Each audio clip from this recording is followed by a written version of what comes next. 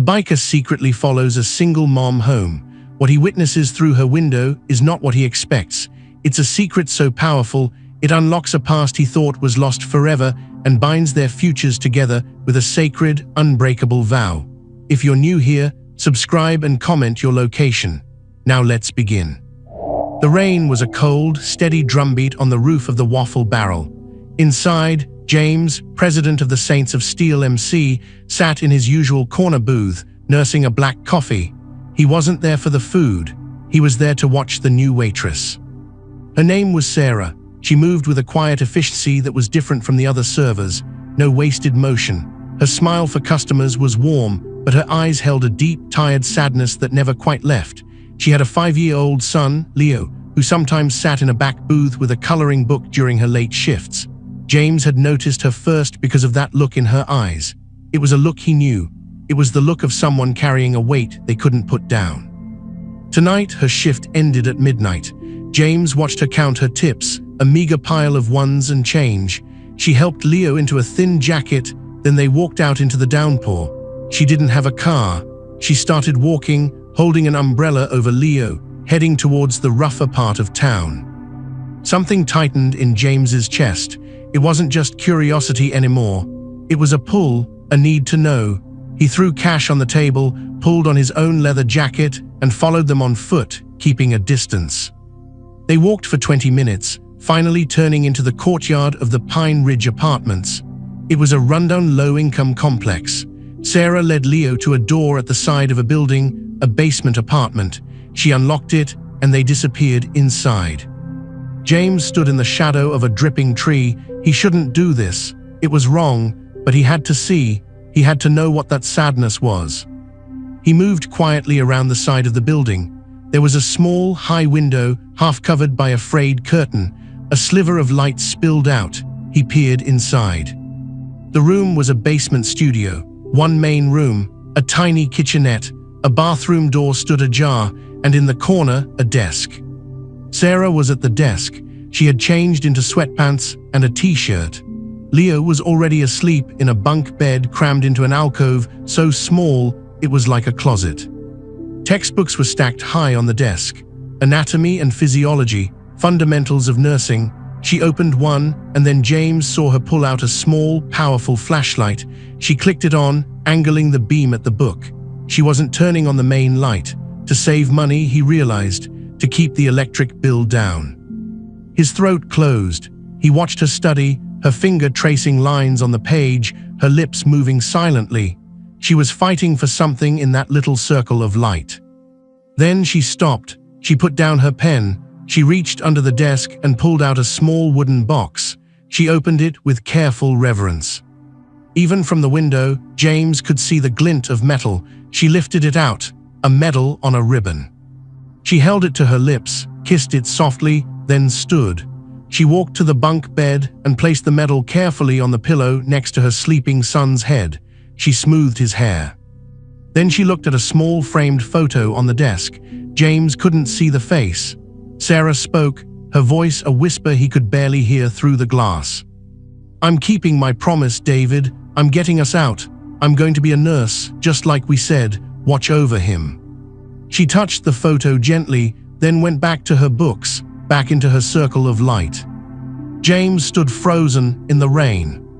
He knew that medal. He knew the shape of it, the color of the ribbon, a purple heart. His heart began to hammer against his ribs. David, a common name, it couldn't be. He needed to see that photo. He moved without thinking, around to the front of the basement door. He raised his hand to knock, then stopped. What would he say? "Hi, I'm the biker from the diner. I was spying through your window." He couldn't, not like this.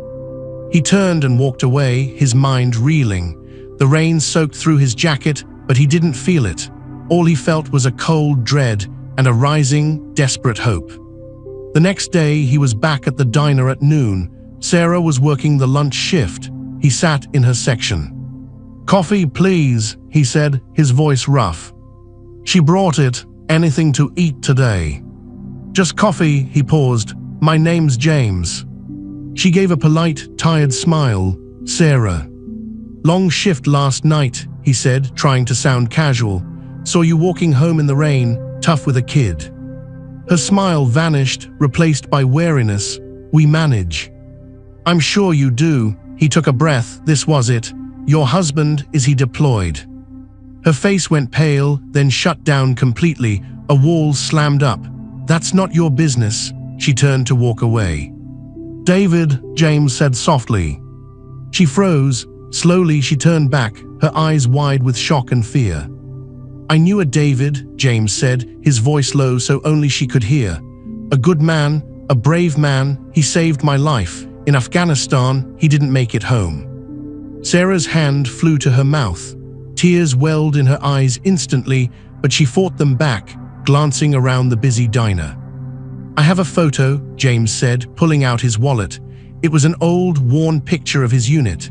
He pointed to the man standing next to him, grinning, arms slung over James's shoulders. David Miller. Sarah stared at the photo. A sob escaped her. She nodded just once, unable to speak. James felt the world tilt. It was him, his David, his brother who had shoved him into a ditch a second before the RPG hit, taking the full blast himself. James had carried his body out, had made a promise to find his family, to tell them he died a hero. But he'd been discharged with his own injuries, physical and mental, and had lost his way. The club had become his family, his purpose. He'd searched, but records were messy, and Sarah had moved, changed her name back after David's death. And all this time, she was here, struggling, keeping her promise while he had failed his. "Your shift ends at 4, James said, his voice thick with emotion he couldn't control. "Please, let me buy you and Leo a proper dinner. Let me tell you about him, about how he saved me." Sarah looked at him, at the tough biker with tears now openly streaming down his own face, mixing with the rain from the night before still dried on his jacket. She saw the truth in his agony. She nodded. That evening, at a quiet family restaurant, Leo ate chicken nuggets with wide eyes, amazed by the size of the meal. Sarah listened as James told stories. Funny stories about David's terrible jokes, brave stories about his leadership, the hard story about his final act of sacrifice. "I promised him I'd find you," James finished, his voice breaking. "I failed. For years I failed you." "You found us now," Sarah whispered, holding Leo close. "That's what matters." After that, James's mission was absolute. He didn't ask permission. He acted. The Saints of Steel were his brothers, and when he called a church meeting and told them the story of the hero, his family, their struggle, the vote was unanimous. Sarah and Leo were under their protection. The life debt wasn't just a club law this time, it was a sacred oath to a fallen brother. The next day, a moving truck showed up at Pine Ridge. Paul, James's enforcer, personally packed their few belongings. They moved into a safe, clean townhouse owned by the club's holding company. The rent was $1 a year. James had the basement soundproofed and turned into a proper study for Sarah, with a real desk and a good lamp. Sarah's beat-up car was replaced with a reliable SUV. "Club vehicle," James said, leaving no room for argument. When she tried to refuse, he looked her in the eye. "David gave me my life. Let me help you live yours for him." The chemistry between them was immediate and profound, built on a foundation of shared grief and unwavering loyalty. It was in the way he'd bring her coffee exactly how she liked it when she was studying late.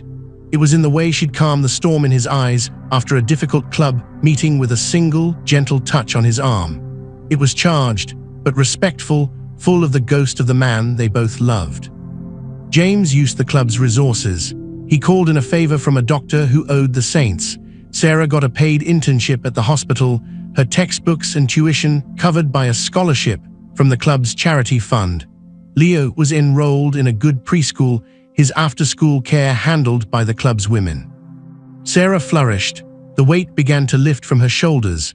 She smiled more, a real smile that reached her eyes. Leo blossomed, gaining confidence, telling everyone his Uncle James rode a motorcycle. One night, Sarah finished her final exam. She came out of her study to find James on the couch, reading to Leo. The sight stole her breath. The big, tattooed biker, his voice soft as he did the voices in a picture book. After Leo was asleep, she sat next to him. "I passed," she said. "I'm going to be a nurse." James pulled her into his arms, holding her tight. "He'd be so proud of you," he murmured into her hair. She looked up at him, her eyes full of tears and something else, something like a future. "We are proud of you, James." He kissed her then. It was a kiss of healing, of promise, of a love that had been born in a battlefield and had found its way home in a diner, in a basement window, in the light of a flashlight on a nursing textbook. The Saints of Steel didn't give up their empire. They expanded it to include a piece of David Miller's dream. And James, the hardened president, finally kept his promise, not just by finding David's family, but by giving them the life his brother had died to protect. Sarah's new life was a whirlwind of controlled chaos, a stark contrast to the silent, desperate struggle of before. Her days were a patchwork of hospital shifts for her internship, study sessions, and being a mom. But now the edges were softened. Leo was happy and safe at the club-affiliated daycare. Groceries appeared in the fridge. Her car never had less than half a tank of gas. The support was invisible but absolute, like the foundations of a well-built house. At the hospital, she thrived.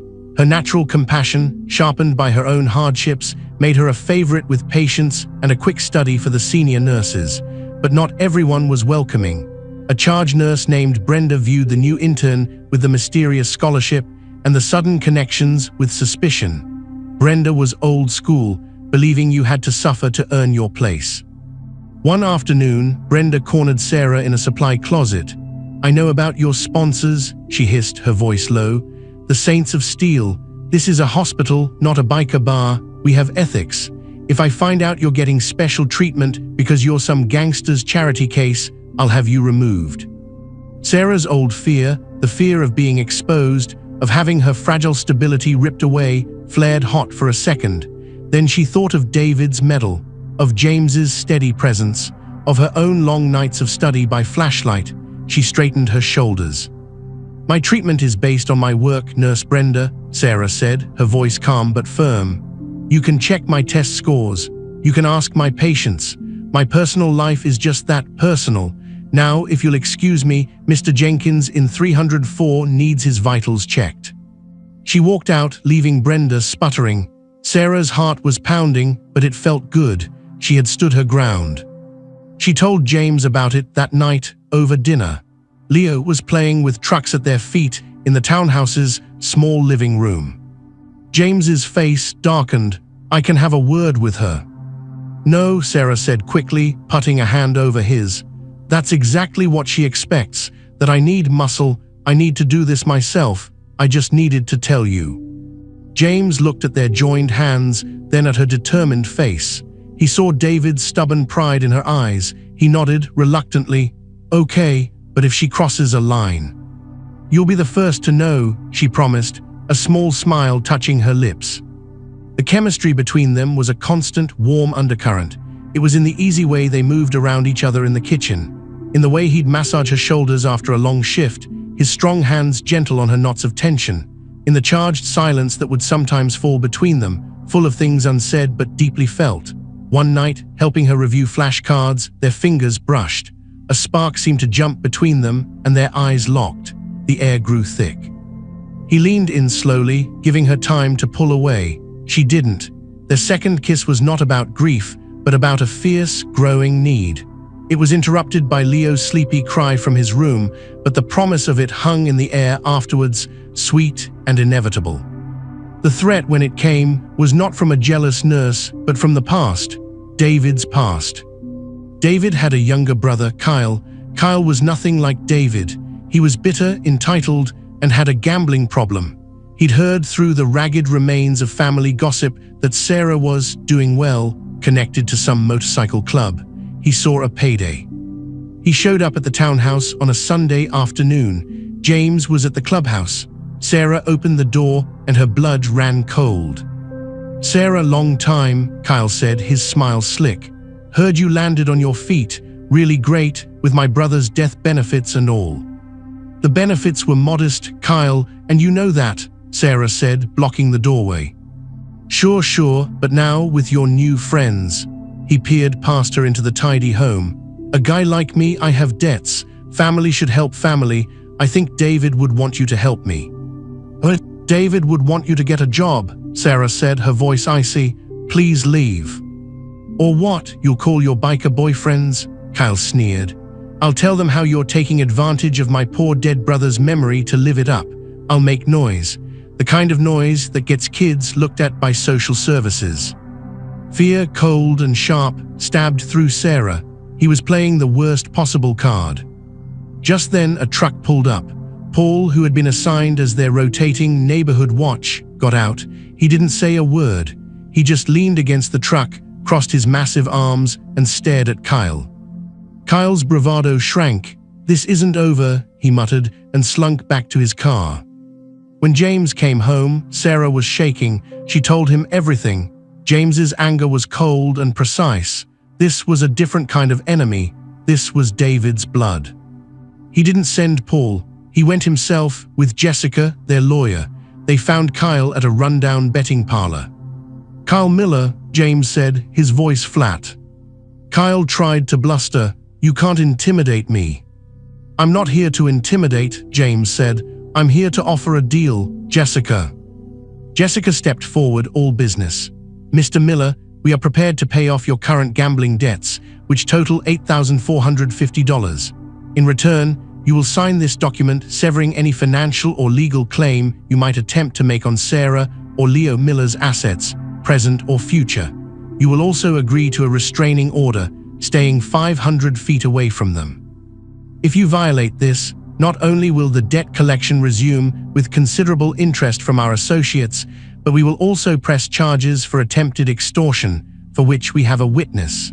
She nodded to Paul, who was recording the conversation on his phone. Kyle was trapped. He took the deal. The debts were paid from the club's charity fund. Kyle signed the papers and left town. That night, Sarah broke down in James's arms. "I'm so tired of being afraid, of people trying to take him from me or take what little we have." James held her tight. "They can't, not anymore. You have an army behind you now, his army." He meant David's, and he meant the Saints. The final hurdle was Sarah's nursing board exam. The night before, she was a bundle of nerves. James canceled a club meeting to be with her. He cooked dinner, a simple pasta that he somehow managed to burn slightly. Leo giggled and called it dinosaur noodles. The normal, silly moment broke her tension. Later, James brought out a small box. "Before you go in there tomorrow," he said. Inside was a new high-quality stethoscope. Engraved on the chest piece were the words, "For Sarah, keep the promise, D&J."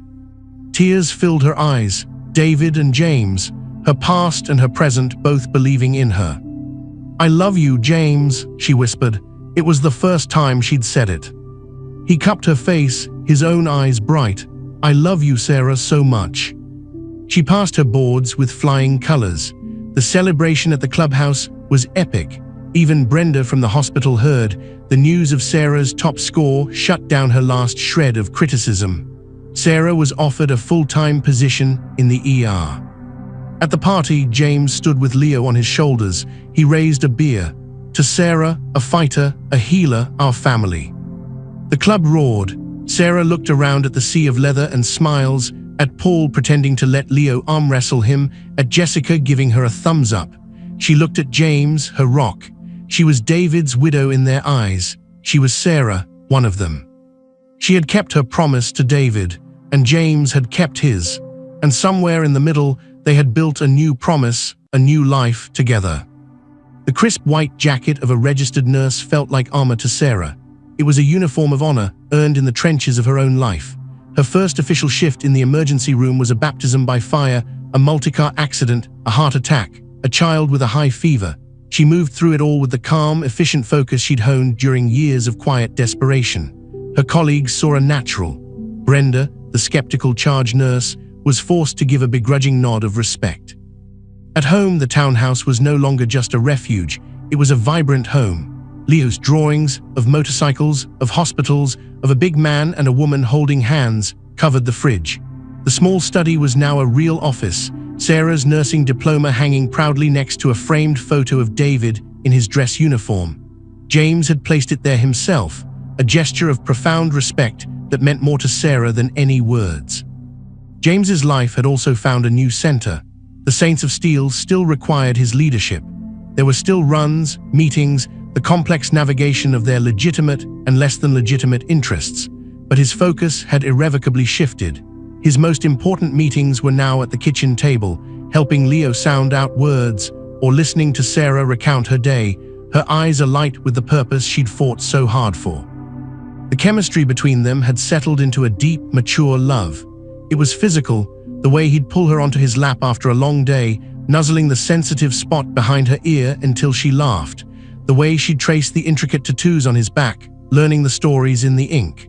But it was also emotional, a shared language of glances, a quiet solidarity, a united front in parenting Leo. One evening, as Sarah was studying for a trauma certification, James came up behind her, wrapped his arms around her waist, and rested his chin on her head. "You know," he murmured, "I used to think strength was about how much you could carry alone. David taught me it was about carrying others. You're teaching me it's about building something that doesn't feel so heavy to carry at all." She turned in his arms and kissed him, a slow, sweet kiss that held the weight of their shared history and the lightness of their future. Leo was the thread that wove their worlds together seamlessly. At the clubhouse, he was a prince. Paul taught him how to check tire pressure. The club's old ladies, led by a fierce grandmother named Stella, doted on him, stuffing him with cookies and teaching him to knit, much to the amusement of the burly bikers. He called James Dad now without a second thought, but James made sure David's photo was a constant presence, telling Leo stories of his first father's bravery and kindness. James began taking Leo to the Veterans Cemetery on David's birthday and Memorial Day. They would clean the headstone, leave flowers, and James would tell Leo simple, honest stories. "Your dad loved you before he even met you," James said one crisp autumn day. "He talked about you all the time. He was the bravest man I knew because he was fighting for a future with you and your mom in it." Leo, now 6, would listen solemnly, then place a small toy motorcycle by the stone. "For the ride home," he'd whisper. "The club." Inspired by Sarah's journey and James's obvious transformation, launched a new initiative, Saints Shield, Veterans Transition Program. Using the garage and their construction contacts, they offered free trade skills and job placement for struggling vets. Sarah served as the medical liaison, helping vets access healthcare and counseling. The program was a massive success, earning the club unexpected praise from the city council and local news. The empire was not just secure, it was gaining a reputation for civic good, its outlaw heart now beating in rhythm with the community. The first major test of this new equilibrium came from outside. A powerful developer, Covington Enterprises, wanted to buy up a whole block of old houses to build luxury condos. One of those houses belonged to Stella, the club's beloved elder. She refused to sell. Covington played dirty. They got the city to red tag her house for dubious code violations. They had her utilities mysteriously disrupted. They sent intimidating men to loiter outside. Stella, proud and stubborn, told James not to interfere. "I won't have you boys in trouble over my old bones." But Sarah saw the stress on Stella's face. She saw it as a medical professional, the elevated blood pressure, the anxiety. She went to James. "This isn't just about property. This is about a woman's health. They're terrorizing her. We can't fight this with wrenches. We fight it with what we have now." What they had was legitimacy.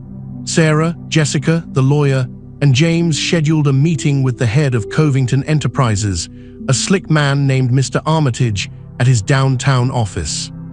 Armitage smiled condescendingly at the trio, the biker, the lawyer, and the nurse. "This is a simple property dispute. The city has found deficiencies. We are offering fair market value."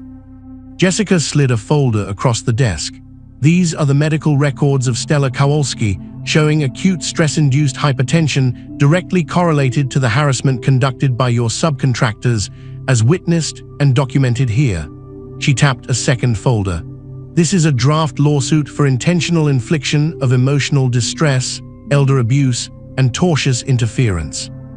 We will also be filing complaints with every licensing board for the inspectors involved, whom we have evidence of being wined and dined by your company." Sarah spoke next, her voice calm and professional. "As an ER nurse, Mr. Armitage, I can tell you what sustained stress does to an elderly heart. If Mrs. Kowalski has a cardiac event, this moves from civil to criminal negligence. We have the local news ready to run a story about a big developer bullying a war widow. How does that fit with your brand?" James finally spoke, leaning forward. He didn't snarl, he didn't threaten, he stated facts. "You're used to pushing people around who can't push back. You picked the wrong old lady. Walk away from her house. Fix the violations you caused, or we bury your project in legal fees and bad press until you wish you never heard of us." Armitage faced not with thugs, but with a formidable legal, medical, and public relations front folded. The red tags were lifted. Stella kept her home. The club had won a battle without throwing a single punch, using the very system that had once oppressed them. The victory party was at Stella's house. She hugged Sarah tightly. "You fierce thing, David would be so proud." Then she turned and pinched James's cheek. "And you finally learned to use your head for more than a helmet holder." Everyone laughed. In that moment, Sarah looked around at the gathered saints, their families, the vets from their program, the neighbors they'd helped. This was her family. This sprawling, loud, loyal, imperfect family. She caught James's eye across the yard, and the love she saw there was a solid, peaceful thing. A few months later, on a warm spring evening, James took Sarah and Leo to the lakefront park. As the sun set, painting the sky in oranges and purples, he got down on one knee, not in front of a crowd, but just for them. Leo grinned, clutching a small box he'd been hiding. "Sarah," James said, his voice steady but full of emotion. "I made a promise to a brother to look after his family. I never dreamed that promise would lead me to you, to a love that feels like coming home. I don't want to just look after you anymore. I want to build a life with you. Officially, will you marry me?" He opened the box Leo handed him. Inside was a ring. The band was made from a melted-down shell casing, one James had saved from their deployment. Set in it was David's Purple Heart medal, resized and polished, its purple and gold gleaming in the twilight. Sarah's hands flew to her mouth, tears instantly streaming. It was the most perfect, most profound symbol of their journey she could imagine. The past honored, integrated into the future. A sacrifice transformed into a promise. "Yes," she choked out, pulling both James and Leo into a tearful, laughing hug. "Yes, 1,000 times yes." The wedding was a glorious fusion of their worlds. It was held in the Veterans Hall, decorated with both club colors and nursing symbols. Stella was Sarah's matron of honor. Paul was James's best man. Leo was the ring bearer, proudly carrying the rings on a miniature motorcycle helmet. David was present in every detail. His photo had a place of honor. The officiant told the story of his sacrifice and the love that grew from its shadow. As James and Sarah exchanged vows, they also made a vow to David's memory, to raise Leo with love, to live with purpose, and to honor his legacy every day. When they were pronounced husband and wife, the traditional club salute was joined by another sound, the clear, sharp clap of dozens of veterans from their Saints' Shield program, standing at attention in their dress uniforms, giving a unified salute. The two roars of engines and of respect merged into one thunderous sound of unity. Life as a family settled into its beautiful, busy rhythm. Sarah excelled at the hospital, eventually becoming a charge nurse herself, mentoring others. James's leadership, tempered by love and responsibility, made the Saints stronger and more respected than ever. Their legitimate businesses boomed, funding more community programs. Leo grew a confident boy who knew he had two fathers, one a hero in heaven, one a hero on earth. He had his mother's compassion and a knack for mechanics he got from hanging around the garage. On his 8th birthday, James gave him a small, custom-built dirt bike. Paul taught him to ride in a safe, fenced field. The first time he took a tiny, wobbly lap by himself, Sarah cried, and James's chest swelled with a pride so fierce it hurt. One evening, years after that first night peering through a basement window, James came home to find Sarah in Leo's room, now a space covered in space posters and model cars. She was sitting on the edge of his bed. Holding the Purple Heart ring she now wore every day, Leo was asleep. James leaned in the doorway. "Everything okay?" She smiled, a serene, content smile. Just thinking about promises, I kept mine to David. I got us out, I became a nurse. She looked up at James, her eyes shining. And you kept your promise to him in a way I don't think either of you ever imagined. You didn't just find us, you gave us a family, a real, whole, wonderful family. He walked over and sat beside her, wrapping an arm around her. They looked at their sleeping son, at the peaceful room, at the life they had built from the ashes of loss. He saved my life, James said quietly, his gaze on Leo. But you too, you saved my soul. The Iron Saints never gave up their empire. They never softened their edge where it counted. But the heart of that empire was no longer Clubhouse. It was this house. It was a love story that began with a sacrifice on a dusty road overseas and found its happy ending in the quiet dedication of a waitress studying by flashlight and the unwavering loyalty of a biker who finally came home, not just to a place, but to a purpose and to a love that healed every broken thing in its path. Thank you for watching. Have you ever made a promise you thought you broken? Would you have the courage to follow a stranger into the dark? Subscribe and tell us what moved you most in the comments. Where in the world are you joining us from?